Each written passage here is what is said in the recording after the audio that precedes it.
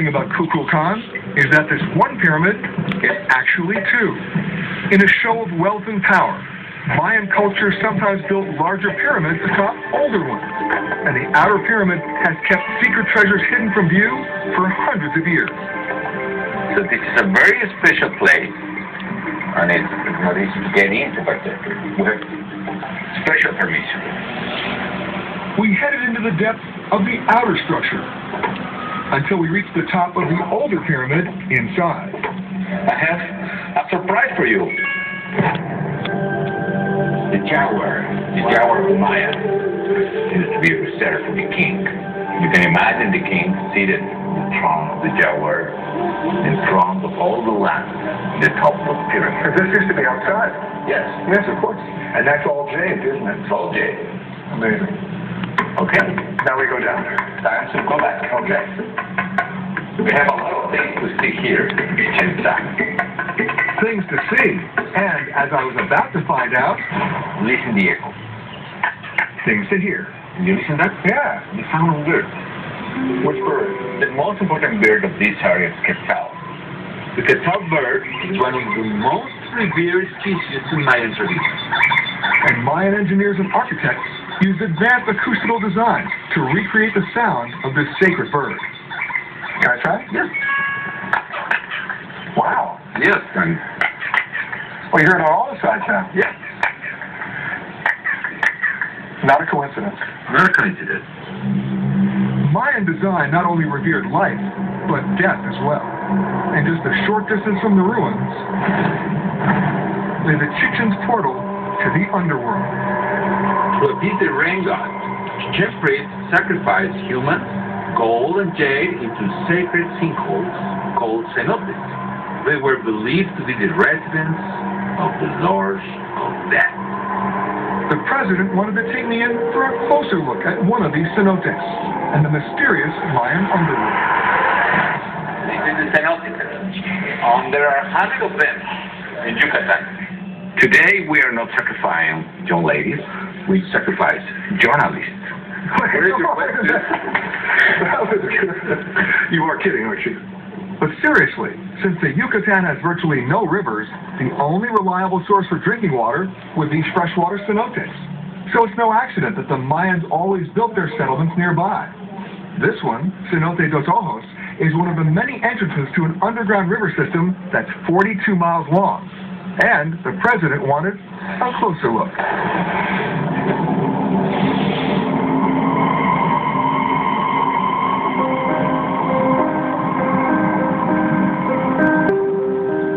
Every time I come here to die, it amazes me how beautiful it is.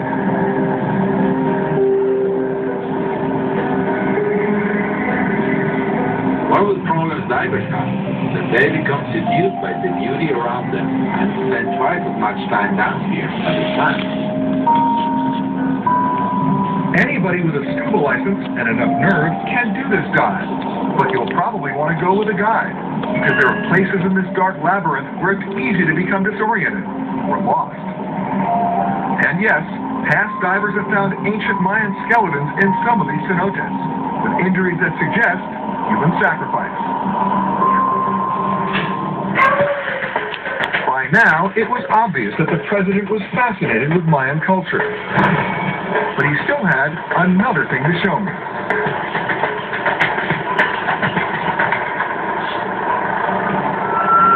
As we left the Yucatan, the president pointed out a lone green mountain rising out of the jungle. But as we circled, the mountain soon revealed the mighty pyramid of Calakmul, a structure that predates Chichen Itza by 1,000 years. It's like the jungle wants to swallow it. Archaeologists have only recently begun the painstaking task of revealing the remains of this once Mayan superpower from the dense jungle below. And we've got the photos to prove it. Well, that is, if you're Facebook friends with the First Lady. We left the jungles behind and headed northwest to the state of Jalisco. Our destination, the coastal city of Puerto Vallarta.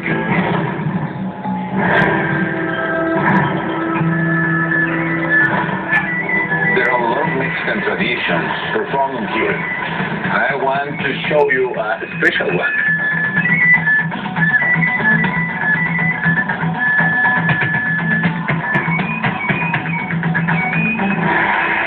Oh my goodness, what are those guys doing? The name of this is the Voladores de Papantla, the Flyers of Papantla. Their name hinted at what was to come, but I never imagined what I was about to see. Oh, wow, look at this. It has not any security measure. Are you busy? I'm busy.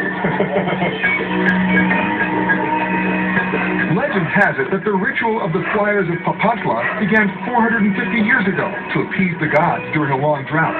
Today, their descendants are practically born into the tradition, beginning their training at just 6 years of age. There are 5 persons. One is the caporal.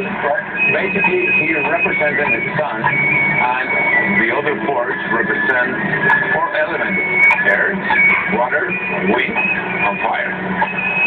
Each one of them is going to fly 13 revolutions around the stick. 13 revolutions times 4. 52, which means the weeks of the year. Is it any different than the pyramids of the sense of the sun? The same issue. Every number has a reason. Every number has a reason.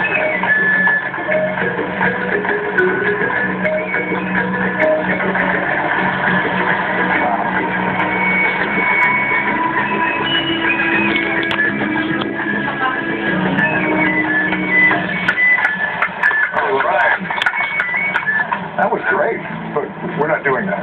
No. I think the next time. The president promised that this next stop on the royal tour would really be an adventure, and we had on board some very special guests. The president's 3 children, Juan Pablo, Luis Felipe, and Maria. More stairs, Mr. President? A little bit. Very good for your health, actually. You know, Peter, the best way to see the forest isn't from the ground. It's the treetops. So, who is first, Peter? I think you are, Mr. President. Oh, really? Yeah. Be my guest here. No, you're going first. I want to learn from you. All right. Muy bien. Ok. ¿Listo? ¿La puedes tomar asiento? Ya, me voy, ¿ok? Brazo, yo te voy a tener hasta Okay, goodbye, Dick. I hope you enjoy Mexico. You say goodbye? Y cuando guste.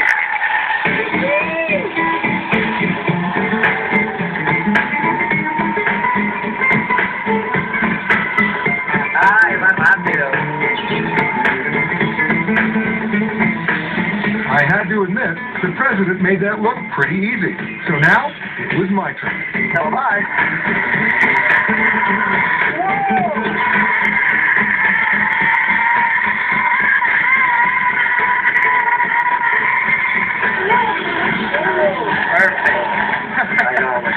That was an experience, boys. And if you're wondering if ziplining is for kids, just ask Luis Felipe.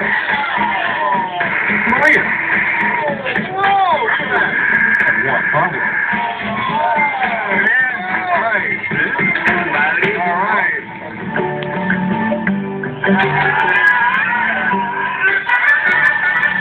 As we made our way from one canopy to the next, the thrills of riding the limes gave way to just appreciating the beauty of the environment. You see, Peter, I told you, the best way to see the rainforest is from the treetops. Beautiful. I like it so much. I'm glad to hear that. You don't survive, but can I have it?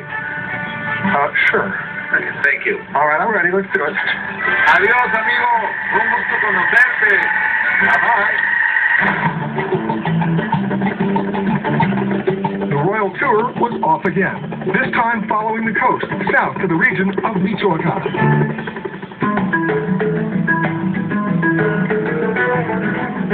Our destination, the wooded beauty of the forest. I'm liking this. You can't beat the scenery. It's amazing. Where we were headed, the president promised, was going to be unlike anything I'd ever seen.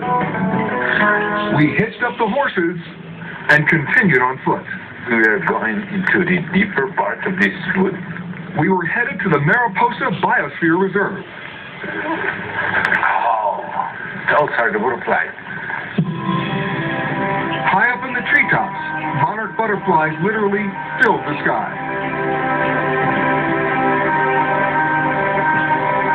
That's all butterflies? Yes. I see them all up there. Yes. Thousands of them.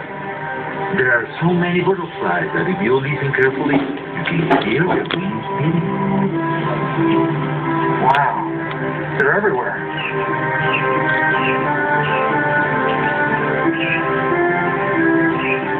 Now there are more of them. Look how many more. Yes.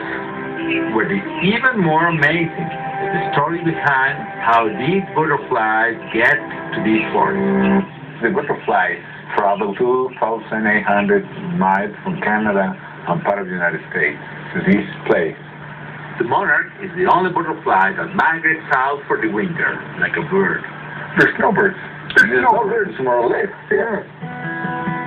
Some scientists say the butterfly could fly more than 50 miles a day, even more than 100 miles.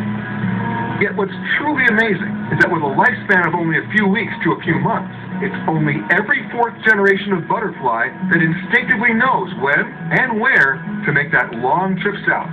The generation living in winter, they realize that they need to do all this way south towards Mexico, so they always arrive this very same place. So they were the original tourists. Yes. How they pass the survival information on across generations remains a mystery. It's magical how they get here, it's magical what they do here, and it's still unexplained how they come back here every year. Mr. President, Yeah? you have 2 new friends. Oh, yes? I can see that. Wow.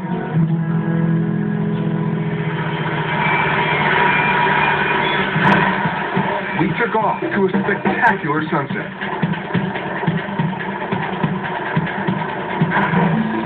As we came in for a landing, the president told me he was taking me on a tour of one of his favorite cities, Morelia. We arrived a bit late for sightseeing, so he offered to take me somewhere else instead. A place so exclusive, so private, so inside, a place that few outside his inner circle ever get to see. His mom's house. Hola. The president was born here in Morelia into a Catholic working-class family, the youngest of 5 children. My brother, Luis, bienvenido. My mom. Como se gusto. Encantado. Bien, gracias a Dios. I'm actually Peter Greenberg here. I'm doing it. Actually, I'm visiting Mexico with an amazing. Spanish, por favor. I have a great translator. Esta es mi casa y la tuya. Thank you so much. Muchas gracias. ¿Es de María María? But the president isn't the only Calderon success story. With an anthropologist, doctor, accountant, and engineer in the family as well, it's clear where the family fortune went: to education. Was he a good student? ¿Es era buen estudiante o no? Did you ever think he would end up running the country? No. She said that I used to say since child that I'm going to be president. I can't remember it either. No? Don't remember. As you can see, this is Mari Carmen. This is John. Let me guess. Who's that? That is me. Young Felipe became laser-focused on politics from a very early age. He followed in the footsteps of his father, Luis Calderon Vega, who spent his own life fighting against an authoritarian government in Mexico, and who, in 1939, co-founded the president's own political party, the PAN. At age 25, Calderon won his first local election, and soon burst onto the national scene by winning a seat in the Chamber of Deputies, where he met his wife, Congresswoman Margarita Zavala. After a bid for the governorship in his home state of Michoacan, Calderon became the national president of the PAN party, and was instrumental in helping Vicente Fox become the first real democratically elected Mexican president in modern times. In 2005, Calderon began his own bid for the presidency. He began far behind in the polls, but when the ballots were cast, he won the controversial election by less than 1% of the vote. And at age 44, became one of the youngest presidents in Mexican history. It was an honor his father unfortunately did not live to see. Well, this is the official picture, isn't it? Oh, yes. This is my son. What's his name? Oh, I remember now. It was time to head out. We had another early start tomorrow. Nice to meet you. And Mom. Goodbye. One more. Thank you so much. Thank you, Peter. Thank you, Mr. President. See you tomorrow. You got it.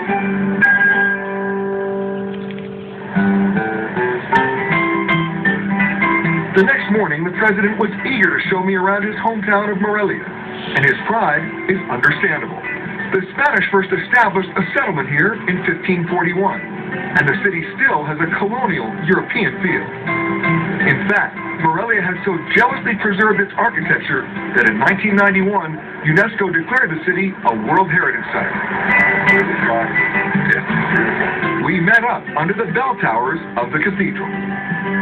These are built by the 17th, 18th century, and it takes more than 100 years to be built.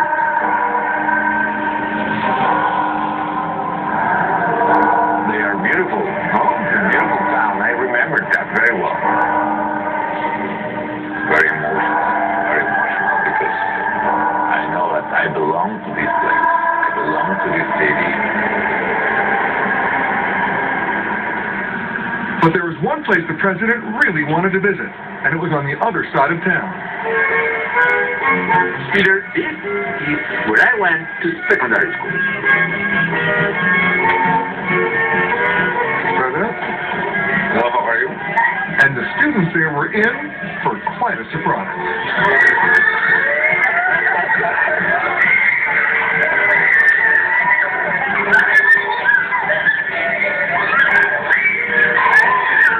He seemed more like a visiting rock star than a visiting head of state. It's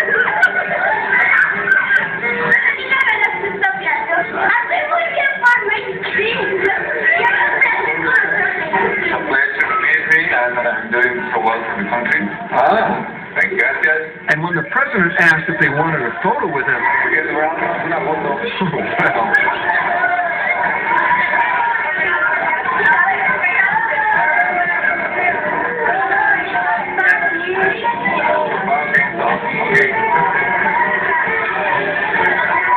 well, and with that, we made a hasty retreat, leaving these kids with a story they'll tell to their children about the day the president came to school.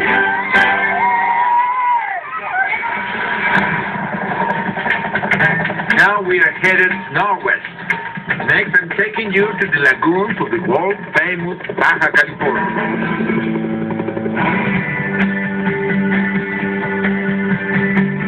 We hit the open water.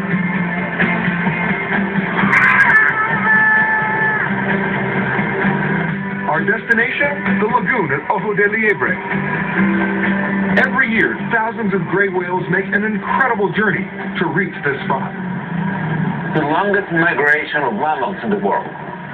They come from Alaska and North Pole to this place. It's probably 14,000 miles. They are swimming like 24 hours a day. Each year, the whales make these lagoons their winter home, making it a spot for whale watching unlike any other in the world. Ballena, ballena, ballena. Oh, there's one right over there. There's one right over there. Wow! Did you see that? Whoa! These animals could be 50 feet long. Hola, ballenita. Could weigh probably 30 tons. That's big. That's big, yeah. Oh! Yeah, that was cool. It was the most whales I had ever seen, but they still seemed to be keeping their distance. The president, however, had an idea. There is a theory that the voice of children singing helps to attract the whales. Well, as luck would have it, we just happened to have some children with us. Canten, niños, canten, canten. Una ballena se columpiaba sobre la luna. And what do you know? It didn't take long.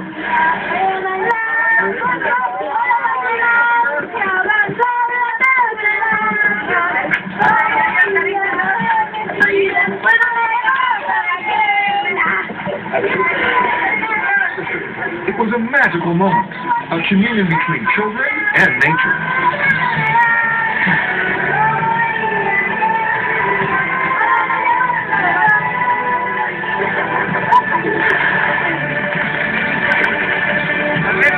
The whales approached for a closer look, taking obvious be his care to be gentle near the boat.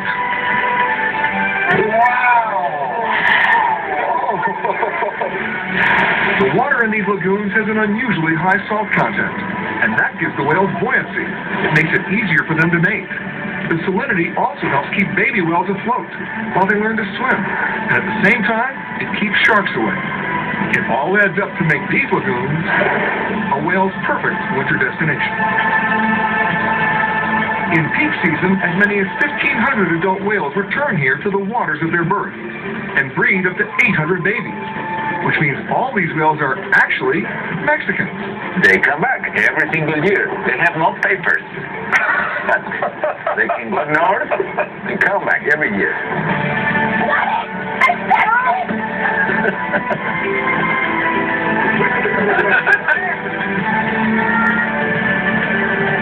Why these whales bring their young to interact with humans is a mystery, even to scientists.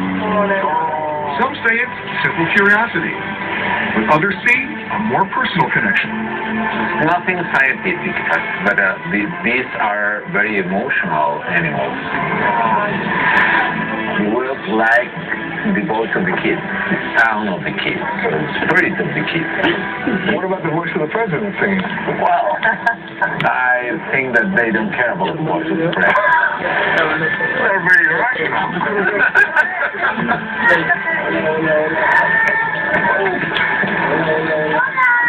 See, I saw you touch the whale. Oh, well, that's the Mexican hospitality.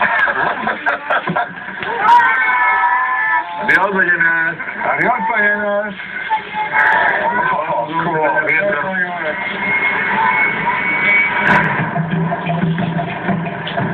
We left the coast behind and headed back inland.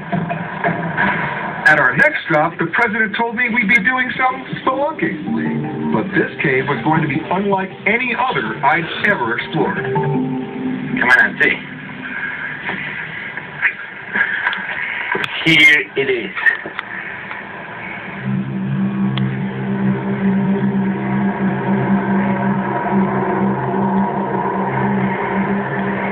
Oh my gosh! Pit caves like these dot the Mexican landscape, but the Sótano de las Golondrinas, or Cave of Swallows, is one of the deepest of all.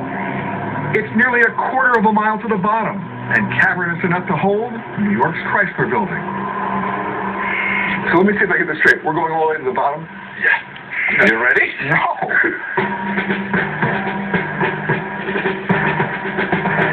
Victor? Peter, don't worry. This is all perfectly safe. Somehow, that didn't make me feel any better. Hello, my friend. It has been a pleasure to meet you. You are a sadist.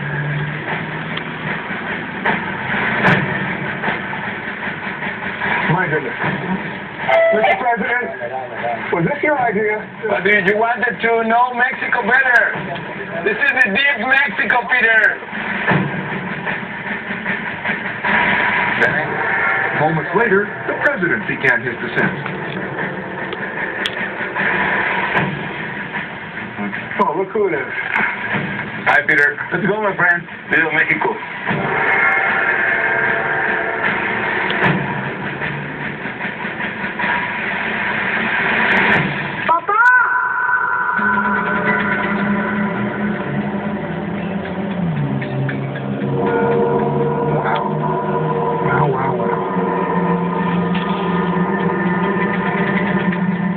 Slow going. One of the dangers of rappelling from this height is that the rope can heat up to dangerous levels and snap. And if you fall, well, from the top, you'd free fall for 12 seconds before impact. Think about that. I know I was. This is pretty amazing. You scared? No. Actually, I'm enjoying. Good. Huh? Well, you're the president. Yeah. But that is, I have other duties that are more difficult and more dangerous. Now, Mr. President, I have to tell you, if we get all the way down to the bottom here, and there's a Starbucks here, I'm going to be very disappointed. Right. Prepare for landing. Fasten your seatbelt, Peter. Whoa. Oh, yeah. All right, where's Mr. President? Okay. He's coming down.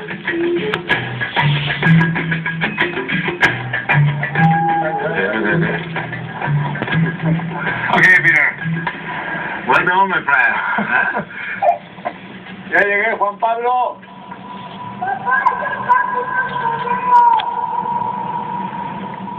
And after hearing his son call down, the president decided to record a message for his kids. Aquí estamos a 370 metros sobre el nivel del mar. Say hello, Peter. Mr. President, we made it. Que traten de disfrutar lo mejor de la vida siempre. Que sean muy felices. I'm telling my kids that they need to enjoy the best of their life always. Gracias a todos, niños. Viva México. Huh? Ahora. We didn't have long to stay. We took a quick tour of the pit bottom. I was amazed at the size. It was larger than 3 football fields down there. What are all these? Oh, glasses All the watches. Probably. So welcome to the Lost and Found. But there was one stop the president had to make before we headed back up. The visitor's guest book. I'm very proud about the wonderful country we have. We must strive in order to preserve Mexico for always. To preserve it clean, fair, democratic, safe, free, and prosperous. So Felipe Calderon, President of Mexico. Okay, ready.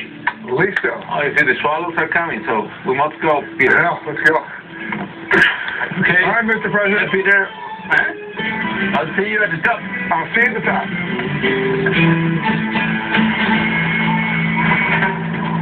We lifted off again and returned to the state of Jalisco. Below us lay a breathtaking expanse of Mexican farmland, and the president insisted that there was only one proper way to experience this terrain. You know, Peter, you look good on the horse. You think so? Yes, I do. Whoa!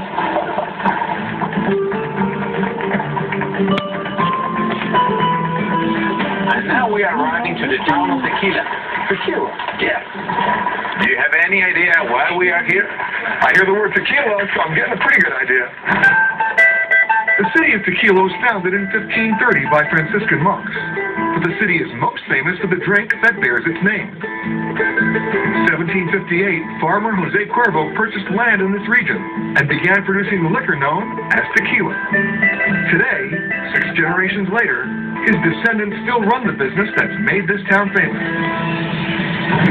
And what is it that's made tequila the lifeblood of this region? Well, it all has to do with the area's red volcanic soil. Soil that's particularly well suited to one plant, the blue agave. The agave has made tequila synonymous with Mexico and a source of Mexican identity and pride. The tequila is only Mexican, and it is only from this place, only from this region. Just like champagne in France. Exactly. I am going to get a chance to drink it, though. I hope so, yes. There is my family. Ah! Hi, guys. Lucky.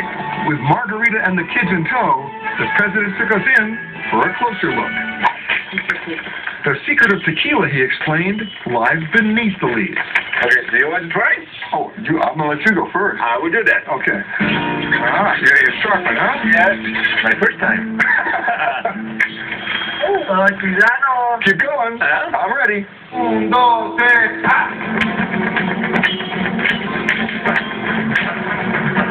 You're taking no prisoners. No prisoners. You want to try? Sure. Okay.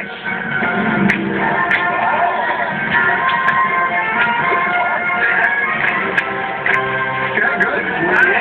All right. Thank you very much. Thank you. It looked like the president and I had already done the hardest part, so we decided to leave the rest to Ismael. He sliced away leaves until he reached the agave's heart, the piña, or pineapple. ¿Cuánto produce el tequila? Poquito, ¿eh? Esto produce, son 7 kilos para 1 litro de tequila. Like 10 liters. 11, 12 litros. Let's drink. Well done.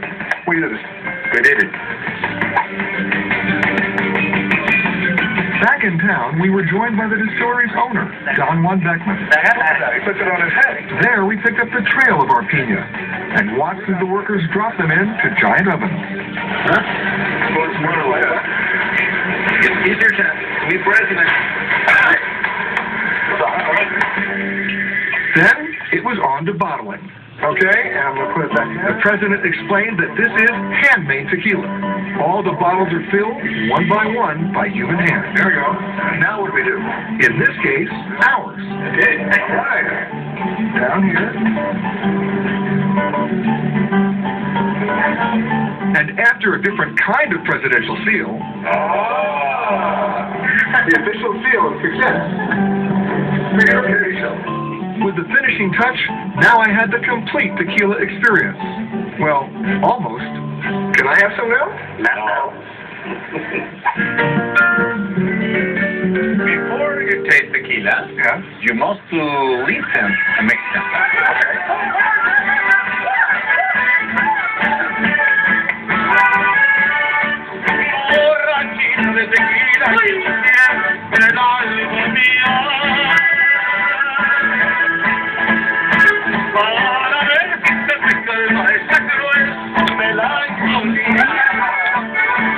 This would have been a great end to our visit, but it still felt somehow incomplete. We cut the agave.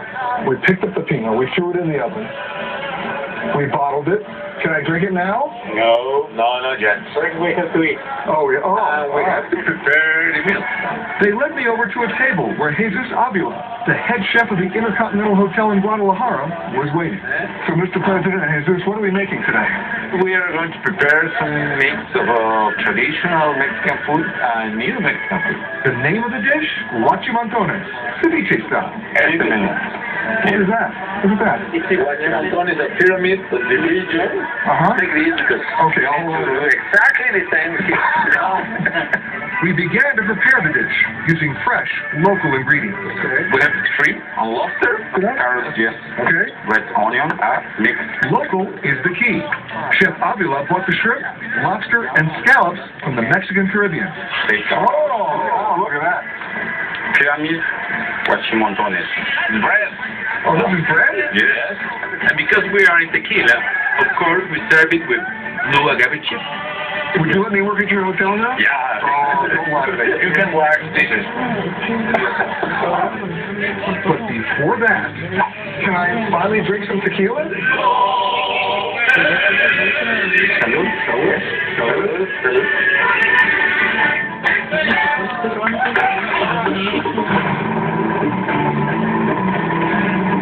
The real tour is almost over, but there is one more thing that I don't want you to miss. And I promise we will travel there in time.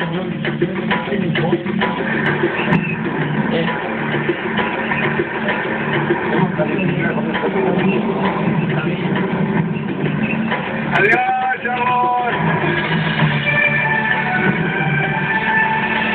Is this amazing?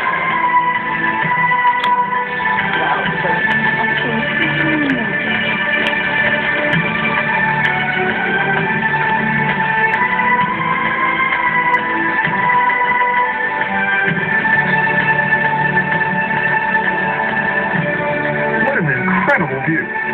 If you think that's amazing, take a look over this way. Wow. We are over the ancient city of Teotihuacan, and this is the Pyramid of the Sun. This city took almost 150 years to build, and by 500 AD, covered over 8 square miles, with a population believed to be as high as 200,000. Like many of the Mayan cities, the reason for Teotihuacan's collapse largely remains a mystery. Today, Teotihuacan is one of 31 UNESCO World Heritage Sites in Mexico, the most in the Americas. It was a stunning view, but sadly, it also meant our adventure was nearing its end. It was hard to believe how much ground we'd covered and how much we'd experienced in just a week. We'd explored the ancient ruins and hidden treasures of the Maya, and we were invited into the mysterious world of their descendants. We'd witnessed some of nature's most incredible displays of beauty, and we'd adventured across some of Mexico's most inspiring terrain. And along the way, I not only learned an incredible amount about Mexico, but also about Mexico's president. Mr. President, I want to thank you so much for taking the time out of your busy schedule to show me your country in such a special way, but I got to get back home. Not so fast, Peter. You know what the real magic of ballooning is? You know where you take off, but you have no idea where you will land.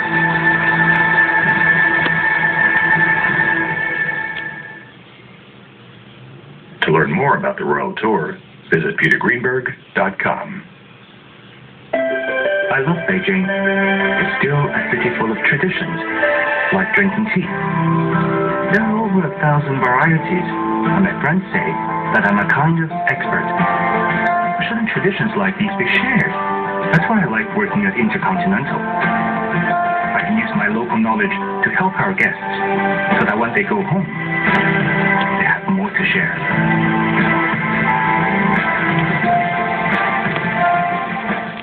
When we grow